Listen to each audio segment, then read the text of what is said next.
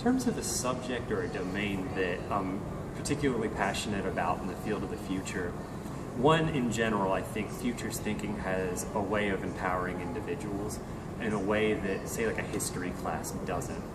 By thinking critically about what might happen next, really gives us a sense of power in a somewhat uncertain world. By studying change, I think we become almost, I want to say, comfortable with it, whereas at times we have a societal like knee-jerk reaction to brace ourselves against it. So on a very high level, the empowerment issue is something that I care a lot about, and it makes me very excited when studying the future. In terms of a particular domain, I'm very, very passionate about educational futures. How will we educate people in the future? What will it look like? How is it changing?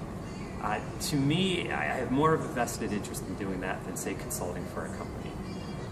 Children, they're one of our most valuable resources in that, it's a constant. We're all going to age. We're all going to become older. As we become older, our children are going to be the stewards and pillars of our community. They're going to be our leaders, the people that ultimately take care of us.